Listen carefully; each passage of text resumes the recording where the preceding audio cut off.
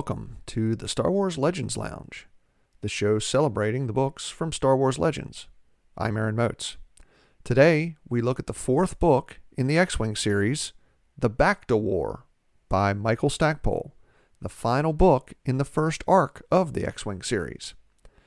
Now, it's been really fun to reread these books. The X-Wing books really are some of my favorite series in the Legends timeline. But before I get into the Bacta War, let me tell you how you can contact me if you'd like to ask a question or leave a comment, or if you just want to have a conversation. This podcast is about the books of the Legends timeline, but I enjoy talking about all of Star Wars, Legends or canon. So feel free to contact the show with whatever you want. You can email me at swlegendslounge@gmail.com or tweet me at legendslounge1. There's no question this week, so let's dive right into the book. X-Wing, The Bacta War by Michael Stackpole. Let's head in to the Star Wars Legends Lounge.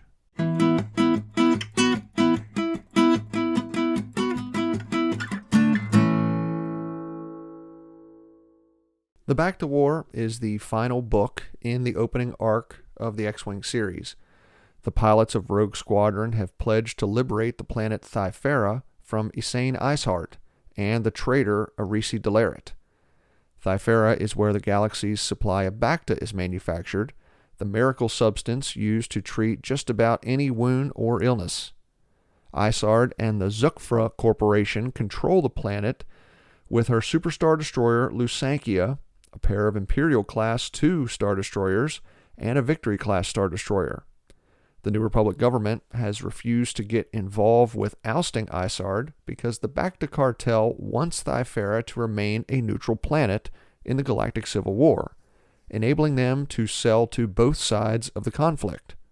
In order to pursue Isard, liberate the native Thyferans from the Zukfra cartel, and rescue the political prisoners on Lusankia, the Rogues resign their commissions from the New Republic military, all but Pash Kraken, who returned to command his A-Wing squadrons. Our story begins with the Rogues looking for equipment and a base of operations. Wedge and Tycho research a number of possible sites that could serve the Rogues, but all have their problems. The solution comes from Pash.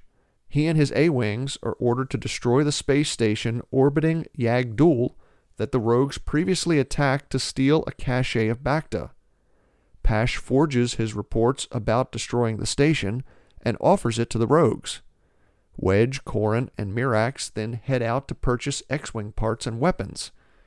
Through her connections, Mirax is able to get Wedge a meeting with Talon Card, the infamous smuggler and information broker. Card tells Wedge he'd be happy to sell him the parts he needs, but there's another potential buyer. Card offers to hold an auction between the parties, but the bidding never happens. It turns out the other prospective buyer is Booster Tarek, Mirax's father. He's not a fan of Corran and admonishes Mirax for dating him, but Booster has always liked Wedge. He tells Card to sell the parts to the Rogues at a discounted price. When Card refuses, Booster tells him that if he sells the parts to the Rogues for cheap and they're able to liberate Thyfera, Card can then expect to receive a supply of Bacta to sell on the black market. Card agrees and sells the X-Wing parts and munitions to the Rogues. So the Rogues now have their base and their supplies, but Wedge knows they'll need help to wage a war against Isard and the Zukfra cartel. He enlists the help of former rebels Elskol Lelro and Sixtus Quinn, freedom fighters who've helped lead revolts on several Imperial worlds. Loro introduces the Rogues to the Ashern Rebels, a group of Vratix revolutionaries and former members of the Zoltan Corporation, the other Bacta cartel that was ousted by Zukfra. In addition to Loro and Quinn, Corran and Mirax learn that former rogue Bror Jace is alive and helping the Ashern. Jace flew with the Rogues when the New Republic defeated Imperial General Evir Daracote at Borlaus. Jace then left to return to Thyfera. He was ambushed and was presumed dead after the wreckage of his X-Wing was found. but Jace says the Zoltan Corporation got word of the ambush, smuggled him out of the area, and staged his death. Since then, Jace has been fighting with the Ashern. With the help of Aela Wasiri, the Ashern launch a number of terrorist attacks on Zukfra facilities. Meanwhile, the rogues stage some hit-and-run attacks on the Bacta shipments leaving Thyfera. Wedge donates most of the Bacta to Coruscant, but gives some to Mirax, Booster, and their smuggler friends to sell, taking a portion of those profits to finance the war. Isard is enraged by the attacks, but more than that, the attacks by the rogues and the Ashern put her under a lot of pressure. They're cutting into the profits for the Zukfra Corporation. Isard tasks the former Imperial Moff Flurry Varu to use his underworld contacts to find the rogues' base. She also orders Irisi Delaret, the new head of the Thyfera Defense Force, to lead aerial strikes on parts of the Thyferan jungle where the Ashern are suspected of hiding. Meanwhile, the rogues continue to hit Isard's Bacta shipments, but she sets an ambush at the Alderaan graveyard. When the rogues attack her convoy, Isard's Victory-class Star Destroyer Corruptor springs a trap. The fighting is fierce. The rogues are outnumbered by TIE fighters 3-1, while the Star Destroyer's powerful turbo lasers batter the smuggling ships. The outcome looks bleak. Riv Shiel is killed in the attack. But the tide turns when an automated Alderaanian battle cruiser emerges from the graveyard, attacking the Star Destroyer from behind. The cruiser buys the rogues the time they need to coordinate an attack on the Star Destroyer, launching dozens of proton torpedoes, destroying the ship. Now, following the victory, the rogues investigate the Alderaanian cruiser and discover that it's the last of a 3-ship task force designed to be fully automated. The task force was designed to answer an Alderaanian comm signal into battle, and during the attack, the comm signals from Tycho Selchu's X-Wing mimic the signal, turning on the cruiser and aiming it at the Imperial Star Destroyer. Wedge decides to give command of the cruiser to Captain Errol Num, the only rogue with experience commanding similar ships. Following the destruction of the Corruptor, Isard decides to try and flush the rogues out of hiding, ordering an attack on a small colony on the frozen planet Halonet. The colony found itself in the midst of a pandemic, and in their desperation, accepted some of the stolen Bacta from the rogues. Isard uses Irisi and her TIE squadron to destroy the colony and vows to attack others to accept any stolen Bacta from the rogues. Wedge now knows the clock is ticking, but before the rogues can attack Thyfera, he knows they have to neutralize Isard's remaining Star Destroyers. Luckily for the rogues, the captain of one of the Imperial-class Star Destroyers, Sire Yanka, has grown disillusioned with Isard's leadership. So Wedge offers Yanka a bribe. If he and his ship Avarice defect, Wedge promises to talk to the New Republic leadership when and if the rogues return, and put in a good word for Yanka and his crew. Yanka and his crew agree, and the Avarice defects and is renamed the Freedom. Finally, Wedge and Booster develop an ambitious plan to neutralize Lusankia and Virulence, the final Imperial-class Star Destroyer. They leak the location of the Yagdul space station to Isard. She takes the bait and sends both ships to destroy it. Booster then traps Lusankia with the station's tractor beams and, using 80 proton torpedo aiming sensors, tricks the captains of the Star Destroyers into believing that the station is about to launch hundreds of proton torpedoes at Lusankia. Virulence, acting as bodyguard for Lusankia, cuts in front of the Super Star Destroyer, breaking the tractor beam lock and allowing Lusankia to jump back to Thyfera. Now Pashkraken's A-Wing unit then arrives at Yagdul, and between the tractor beam lock, the fake proton torpedo threat, and Pash's 3 A-Wing squadrons, the Virulence surrenders to Booster Tarek. Meanwhile, the Lusankia arrives back at Thyfera, expecting to find the rogues and their retrofitted fleet of cargo freighters. But the rogues aren't there. Just as Isard and Lusankia's captain realize they've been tricked, the rogues jump into the system, followed by the freighter fleet, along with Captain Yonka and the Freedom, trapping Lusancia in orbit around the planet. Now on the ground, Ayala and the Asheran rebels attack the Zukfra headquarters. They arrest Fleury Veloux, but Isart and Arisi escape. Corran and Tycho lead a flight of rogues in pursuit. Corran pursues Arisi, following her around Thyfera's moon. The two trade glancing shots, but Arisi is no match to Corran in a dogfight. Corran shoots down the traitor and watches her TIE fighter crash into the moon's surface, killing her. He then speeds off in pursuit of Isart's shuttle. But Corran's out of proton torpedoes, and the Imperial Security Director is about to jump to hyperspace. But just as Isart is about to escape, Tycho suggests the same trick the rogues pulled on Corran right after the squadron had reformed. Since he's closer to Isart, Corran locks his targeting computer on the shuttle and then feeds the information to Tycho. Tycho then launches his last two proton torpedoes, destroying Isart's shuttle. Now the battle ends with the rogues, the Freedom, the Virulence, and the freighter fleet battering the Lusancia into submission. After the victory, Wedge contacts Admiral Akbar and the New Republic, offering them Lusancia and the Freedom. Of course, the New Republic accepts the Star Destroyers, and Akbar offers Wedge and the rogues the opportunity to rejoin the New Republic military, saying he misfiled their resignations. The rogues accept, but Wedge wants their first mission to be to search for the prisoners that Corran and Tycho had been held with in Lusancia. It turns out that Isart moved the prisoners off the ship shortly after arriving at Thyfera, shipping them out to hidden prisons throughout the galaxy. The story ends with Corran and Mirax getting married, and with Booster Terek keeping the Virulence. He agrees to surrender most of its weapons to the New Republic, and renames the Star Destroyer the Errant Venture, and plans to turn it into a flying trading post and casino. Time for a break. When we return, I'll talk more about the Bacta War and the entire first arc of the X-Wing series. I'm Aaron Moats. You're listening to the Star Wars Legends Lounge.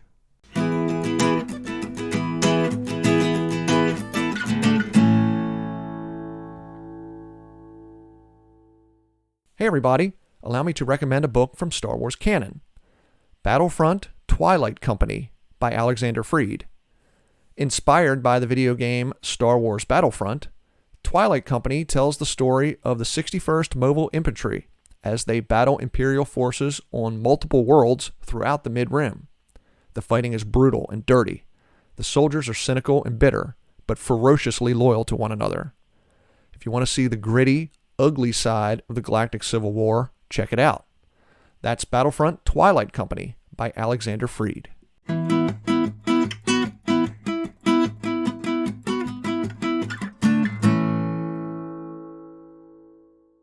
Welcome back to the Star Wars Legends Lounge, the show that celebrates the books from Star Wars Legends. I'm Aaron Moats, talking about the book X-Wing: The Bacta War by Michael Stackpole. The Bacta War is a satisfying conclusion to the first arc of the X-Wing series. However, much like the second book in the series, Wedge's Gamble, a lot of this book feels to me more like Wraith Squadron books. Now, not quite as much as that second book. There are more starfighter dogfights. There's more of the rogues flying in battle against TIE fighters. But there are a lot of the commando type raids that you get in the Wraith Squadron books. I'm not saying they're bad. They're not. They just don't feel like Rogue Squadron to me. However, that does not mean that I don't like this book. I really like this book. I really like the first arc of the X-Wing series. I was trying to think if it's my favorite arc in Legends, and I don't know if it is, but it's definitely up there. And I like the fact that it doesn't rely on the main characters that we have from the movies. I believe the X-Wing books are the first ones where the big three and then Lando, so I guess you could call it the big four, but it's the first time we ever see stories where they are not the main characters. and they are not the ones saving the day in the end.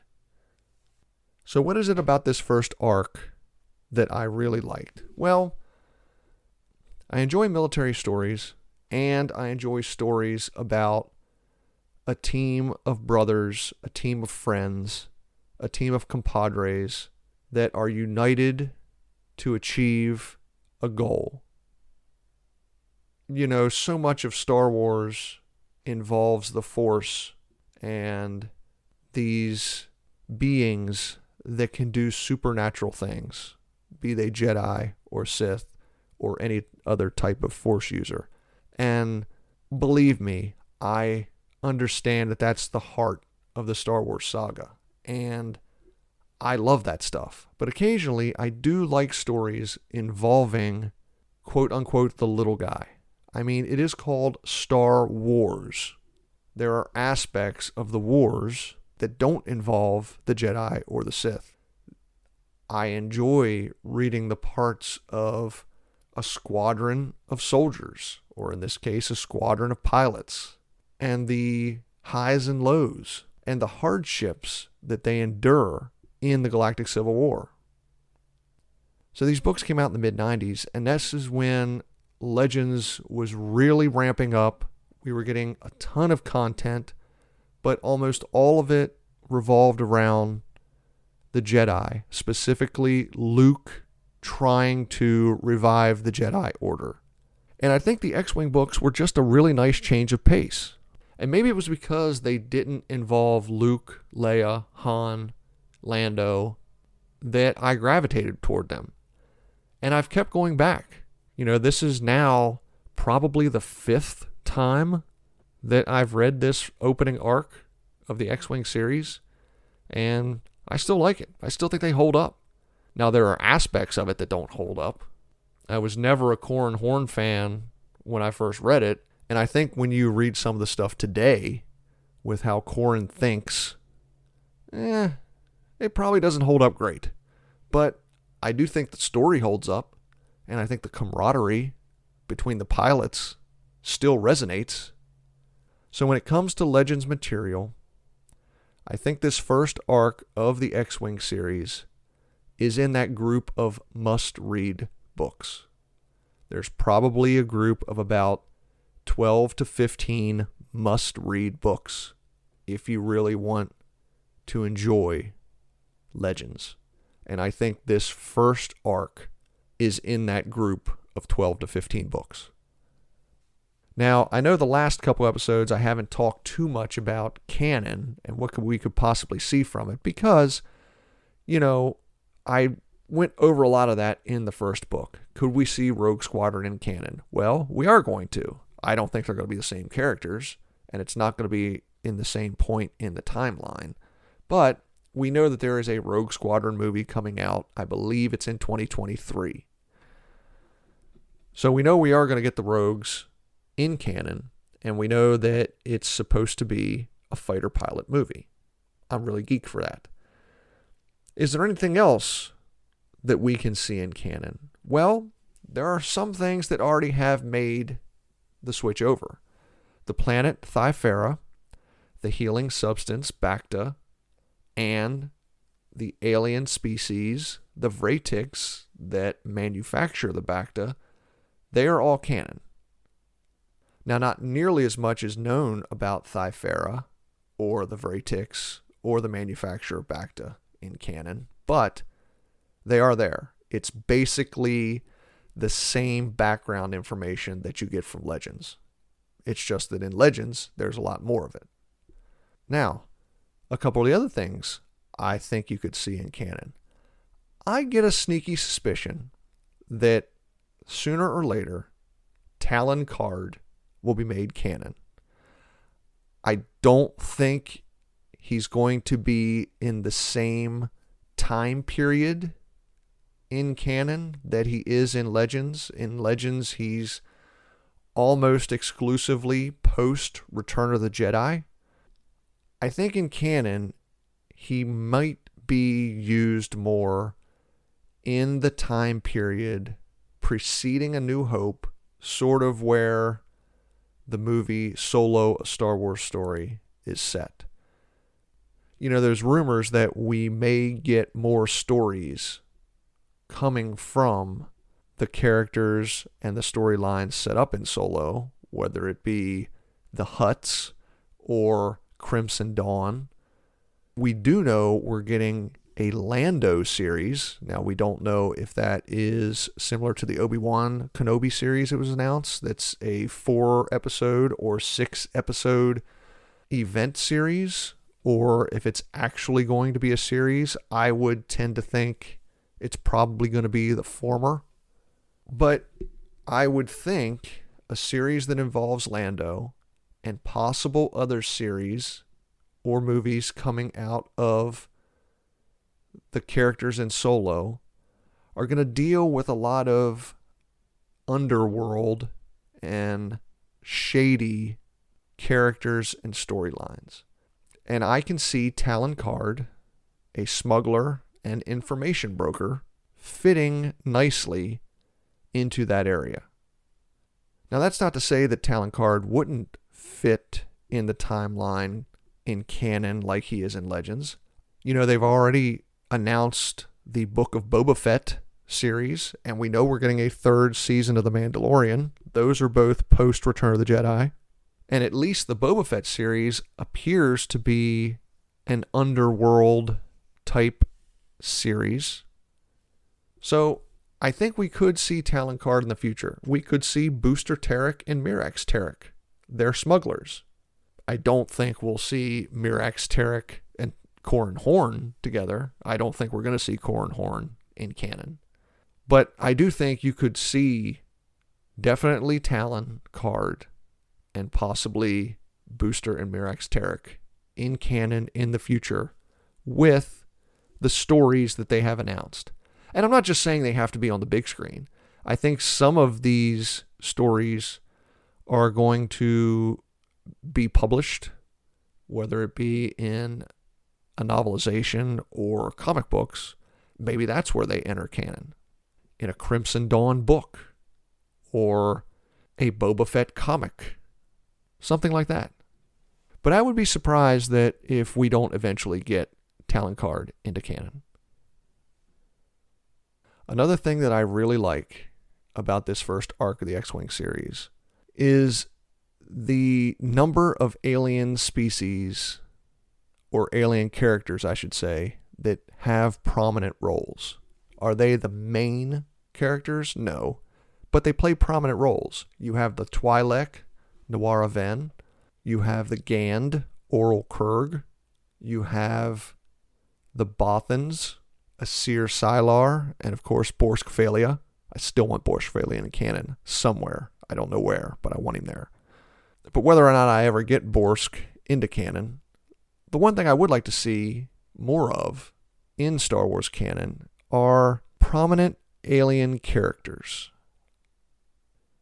I haven't read all of the canon novels. In fact, I've probably only read about half of them. And I definitely haven't read all the comics. I'm not a big comic reader.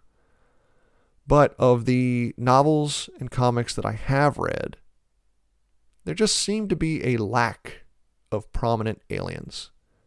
Now, I did read the first book of the High Republic series, Light of the Jedi, and there are a couple prominent aliens in that book. So maybe in this High Republic publishing initiative, we're going to see more aliens in prominent roles. But that's something I always enjoyed in Legends, at least when I was growing up. Now, going back and rereading these, maybe I'll realize, there weren't as many as you thought there were. But when I was growing up reading these, I always thought there were a number of alien characters that did important things, and especially here in the X-Wing series. So, what did we learn from this first arc? We learned that Corran is force sensitive. We learned that 12 ace X-Wing pilots can accomplish the impossible. And we learned that Wedge is a badass. Well, no, we always knew Wedge is a badass. But the first arc of the X-Wing series confirms Wedge's badassery, if that is a word. It is now. So, before I wrap up, I'm sure you want to know what book is going to be on the next episode. Well, one of the reasons I started this podcast is to force myself to read the 25 or so Legends books that I haven't read yet. As far as I know, I own all the novels in the Legends timeline, 176.